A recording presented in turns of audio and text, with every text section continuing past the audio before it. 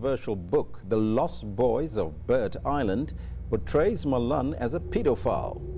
The co-authors of the book, Mark Minnie and Chris Steyn, accused Malan and two other National Party ministers of being central figures in the alleged pedophile ring. After all, it was a respected man who is being accused of this. And just a street kid, who will take the word of a street kid against that of a cabinet minister? Many people in the old government, military, police, civil servants, have warned me that I ought to be afraid, that I should fear for my life, because they know how these things work. And it's not necessarily about what has come out, it's about what can still come out. This book, I honestly believe, is literally the tip of the iceberg.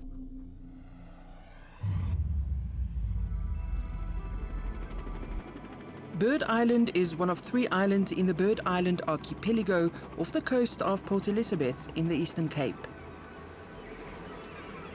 The island, a bird sanctuary, hasn't always been a tranquil setting for rare bird populations.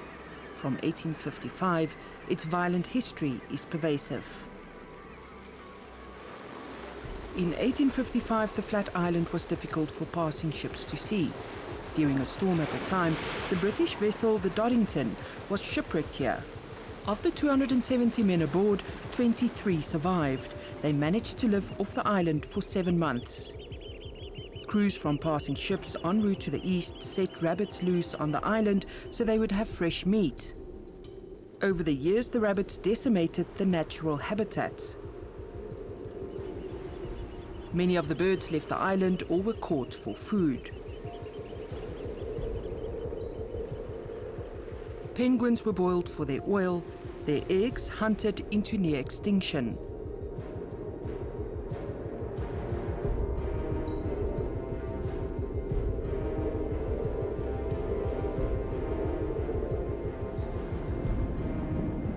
The seals were clubbed to death for their thick, soft fur, especially the 1-year-old pups.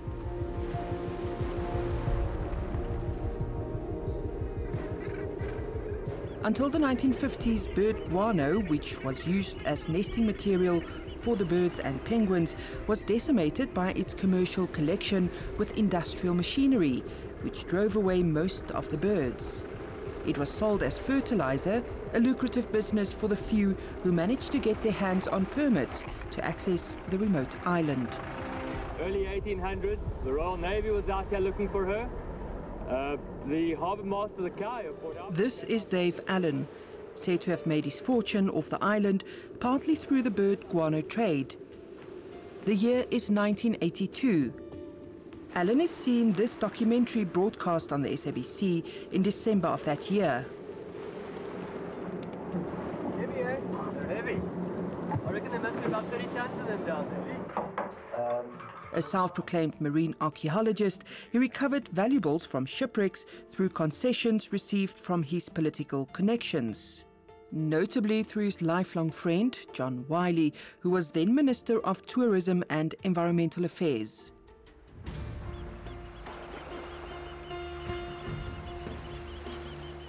Bird Island was Allen's personal playground, where he hosted politicians and socialites who enjoyed the privacy that the island offered them.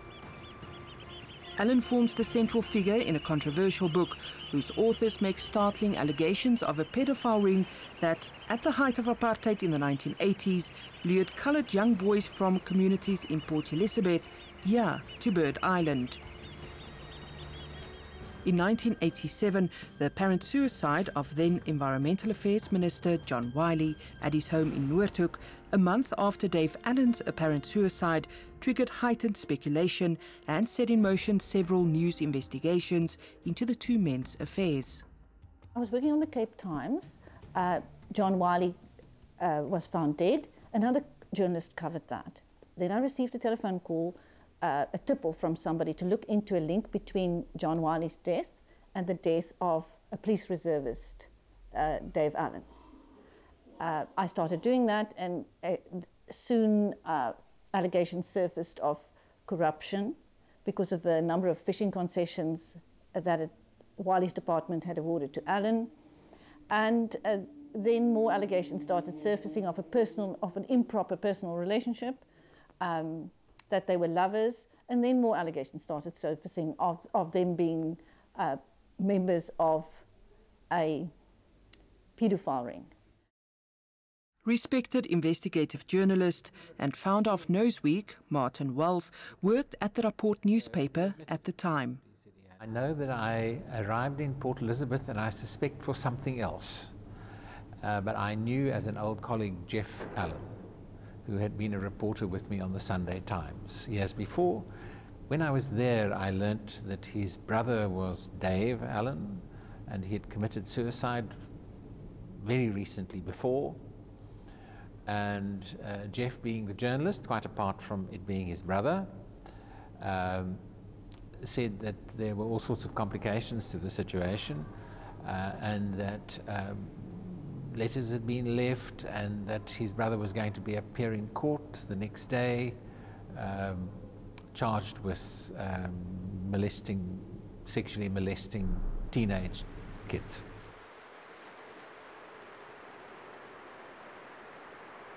Dave Allen was a diver, and he did deep sea diving, and he was amongst the divers who discovered some very ancient wrecks at the bottom of the sea.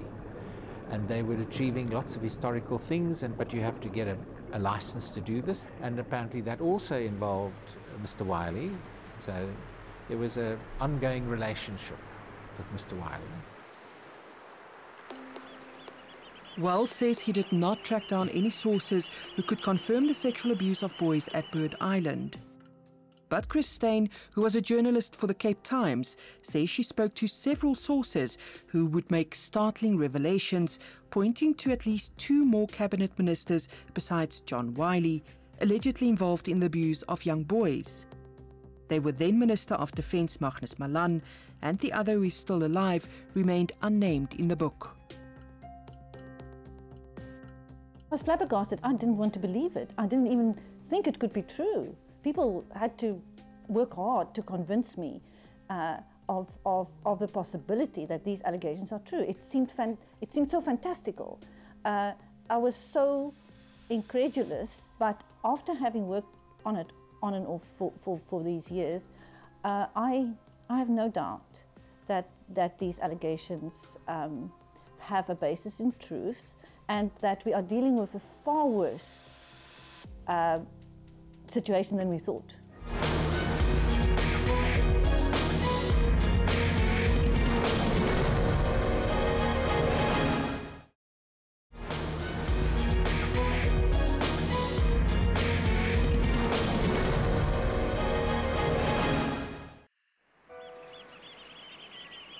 Bird Island, today a conservation area in Port Elizabeth in the Eastern Cape, falls under the custodian of the South African National Parks.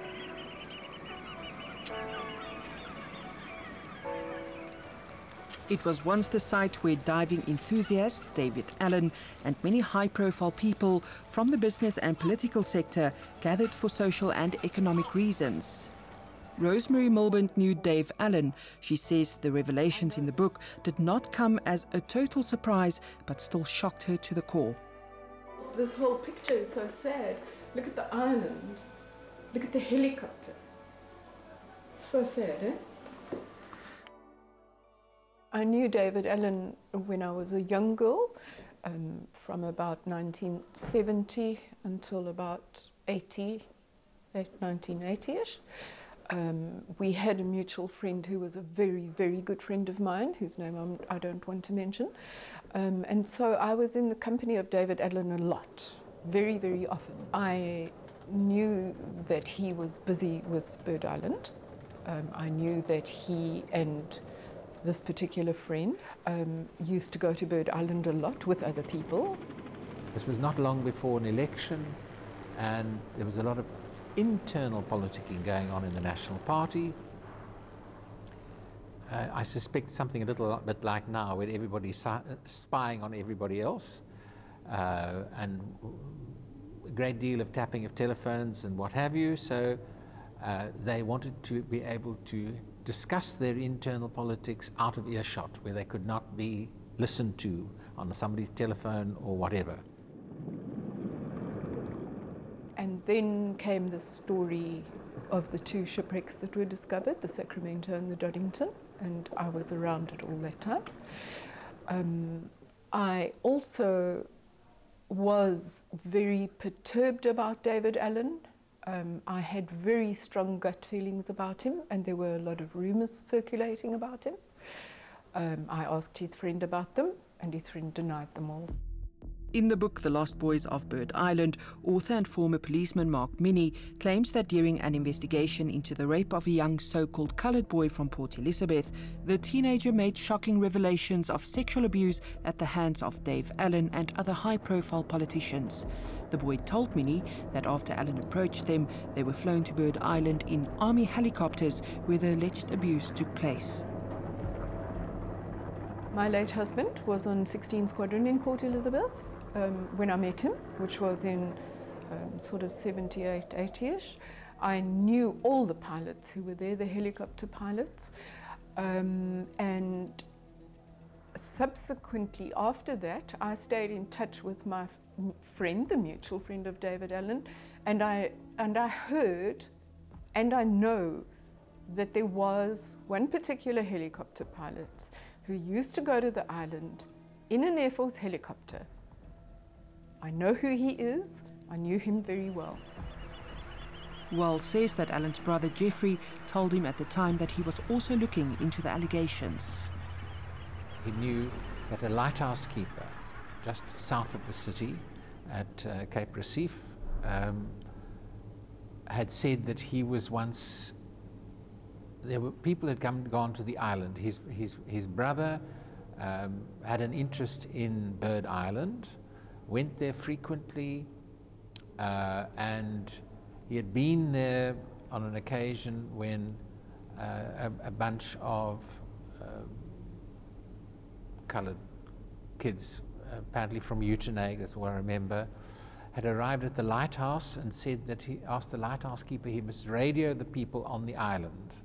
Now, the lighthouse keeper didn't know exactly who was on the island, but he knew it was important people because they'd arrived in a helicopter.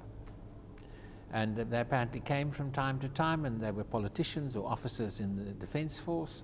And the kids said they wanted him to send a message to the people on the island, they must come and pay or they're going to the police.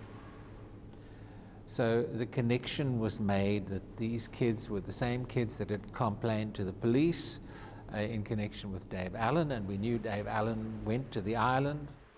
Authors Mark Minnie, a former policeman, and Chris Steyn, a former journalist, believed that the location was used partly because of its remoteness.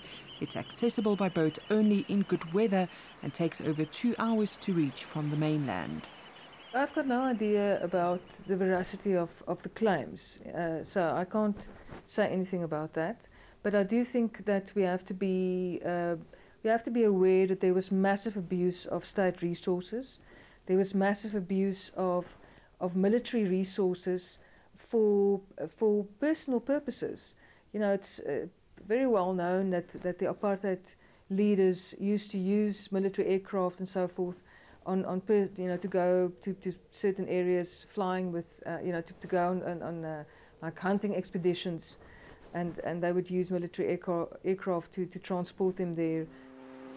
So who are the men at the centre of the alleged pedophile ring accused of raping boys on Bird Island?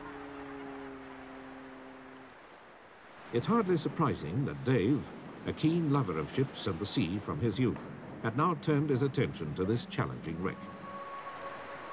Dave Allen, the authors believed, was the main recruiter of the young boys. His guano business and keen interest in shipwrecks gave him access to the island. In 1987, Allen was allegedly identified by a young male rape victim during Mark Minnie's police investigations. Allen was to appear in court on charges of child sex abuse shortly after this, but committed suicide on the eve of his appearance. His close friendship with then Minister of Environmental Affairs John Wiley sparked media interest, with questions raised around the business and environmental concessions that flowed from Wiley to Dave Allen. Wiley's apparent suicide weeks after Allen's apparent suicide led to several media investigations into the two men's affairs.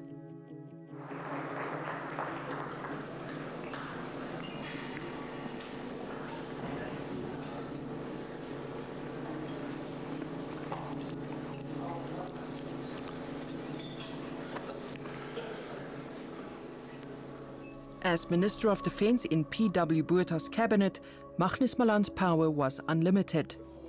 They are jolly good fellows, for they are jolly good fellows, for they are jolly good fellows, and so say all of us.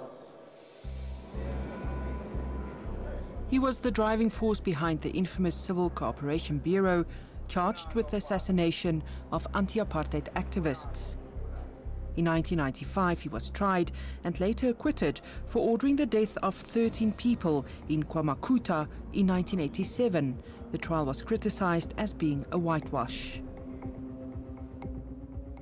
Malan was allegedly identified during Minnie's investigations as a man referred to by a young male rape victim as Wira, relating to his protruding ears. He died in 2011, aged 81, of a heart attack.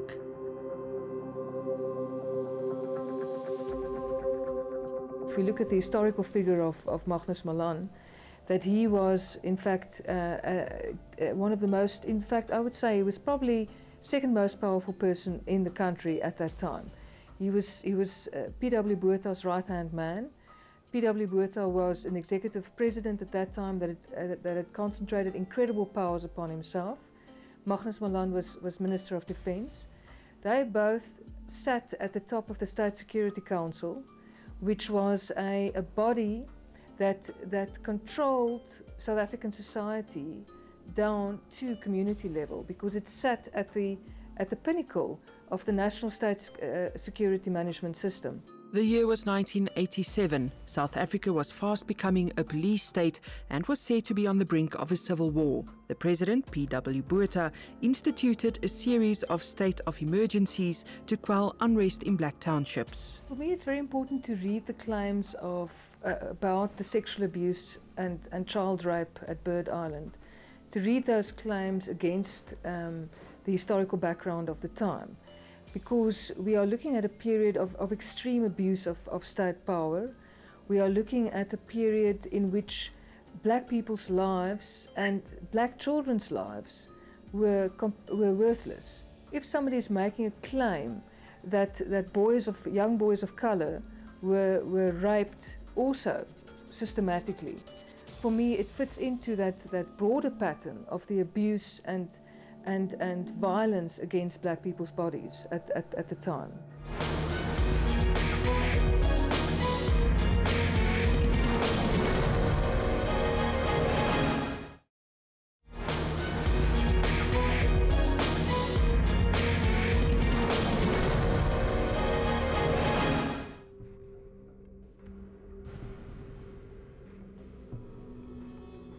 In the year 2018, one would be forgiven for thinking that South Africa is in the process of closing the book on the widespread atrocities committed during the violent apartheid past.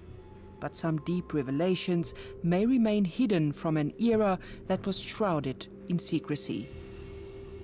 Our search for the story led us right here to the public library in Johannesburg in their archive. We were looking for articles about the alleged pedophile ring. What we found were reports about the death of John Wiley as well as Dave Allen, but scant reporting, if any, about Magnus Malan that could link him to the other two. The story was essentially suppressed back then. I think many journalists had the same experience. They were working on the same, or we were all working on the same story, but editors didn't have the guts to publish what we had gathered. It was suspected that cabinet ministers had leaned heavily on editors. It was at a time of very repressive media regulations. We could hardly write good news, never mind bad news. We're here to look at a story that happened within a context of extreme immoral, unethical behavior. Steyn and Minnie's book on what they believed happened on Bird Island was launched in Cape Town 2 weeks ago. Apartheid state, which gave people like Magnus Malan and others unbelievable power to do what they like. In an ironic twist, Minnie, who had been living in China, was found dead weeks before the book launch. He allegedly committed suicide. He and Chris Steyn had both separately approached a publisher about their investigations into a pedophile ring. implicating some of apartheid's most powerful men.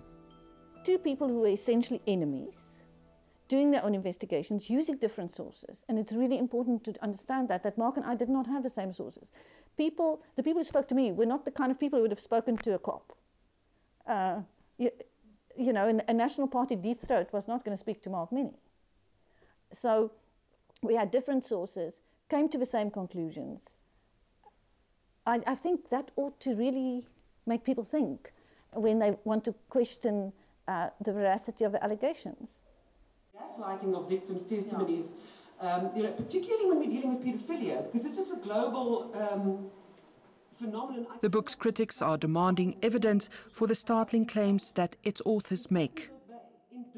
It is astonishing to me that people should automatically defend an alleged perpetrator without evidence to the contrary and automatically vilify somebody who claims to be a victim, also without any evidence to the contrary. Show me real evidence and a real imperative to deal with it. Yes, if you can produce the victims and they say that's the man,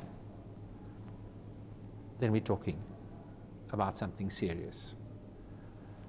But for newspapers to speculate and whatnot, it's not seriously on. Sexual violence was a very important kind of violence that was perpetrated to entrench apartheid as a system, because it's about sexual violence is used to keep in place unequal gender relations. When a man perpetrates sexual violence against a boy, that again is used to create a hierarchy of masculinities. All of these things were intrinsic to the apartheid system. And if we say no, we should suppress that kind of information, you know, such as the allegations about Bird Island, then I immediately have a big, for me there's a big question mark over that. Following the book's publication, General Opperman, a friend and spokesperson of Magnus Malan's family and a former apartheid-era army general, denied all the allegations against Malan. They have never been warned before the publication. It came as a complete surprise to them. They found the allegations completely without base and extremely unfair, so obviously they are very shocked. Meanwhile, the Human Rights Foundation confirmed that it was approached to launch an investigation into the Bird Island allegations. However, lawyers representing them did not want to comment on the matter. We are dealing with a far worse situation than we thought. This book, I honestly believe, is literally the tip of the iceberg.